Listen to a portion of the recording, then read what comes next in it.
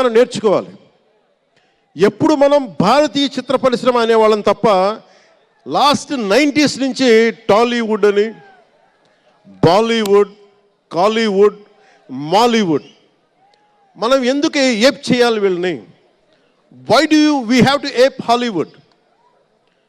మనం ఒకప్పుడు మాయాబజార్ లాంటి సినిమాలు తీసిన వాళ్ళం, మూకీలు తీసిన వాళ్ళం.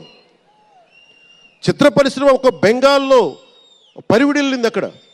సో మనం ఎందుకు వీళ్ళని ఫాలో అవ్వాలి? వాళ్ళు హాలీవుడ్ డిసిప్లైన్ ఫాలో అవ్వం, Hollywood method of film making follow అవ్వం, Hollywood method of skill development follow అవ్వం. కానీ ఆ వుడ్ను మటుకు తీసుకున్నాం, మాలీవుడ్. ఇది మటుకు మానాలి.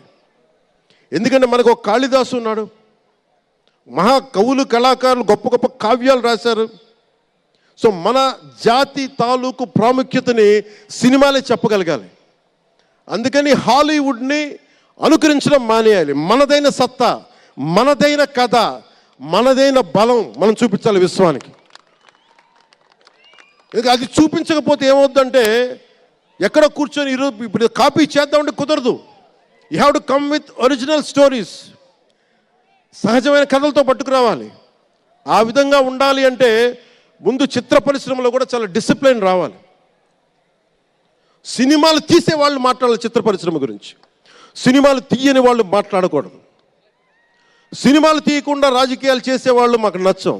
అది ఎన్డీఏ తరపు నుంచి నేను చెప్తా ఉన్నాను. తెలుగు చిత్ర పరిశ్రమ గురించి మాట్లాడాలి అంటే సినిమాలు తీసి దానికి సాధక బాధలు అర్థం చేసుకున్న వాళ్ళే మాట్లాడాలి. మన తెలుగుదేశం, జనసేన, భారతీయ జనతా పార్టీ, ఎన్డీఏ ప్రభుత్వం వారితోనే మాట్లాడతాం, వారితోనే గుర్తిస్తాం. అలాగే చాలాసార్లు సినిమా టికెట్ల కోసం హీరోలకి పనేంటి, హీరోలు ఎందుకు రావాలి, అది మాకు ఇష్టం లేదు. మహా అయితే నిర్మాతలు రండి, ఒక ట్రేడ్ బాడీ రండి, మీ యూనియన్ రండి, మేము అది ఇచ్చేస్తాం. అంతేగాని హీరోలు వచ్చి మాకు నమస్కారాలు పెట్టాలి,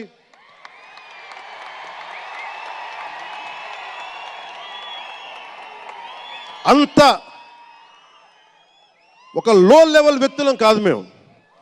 దీన్ని ఎక్కడి నుంచి నేర్చుకున్నాం? స్వర్గీయ నటరత్న ఎన్టీ రామారావు గారి దగ్గర నుంచి నేర్చుకున్నాం. మహానటుడు. ఆయనని ఎంతమంది విమర్శించినా, కోటా శ్రీనివాసరావు గారు విమర్శించినా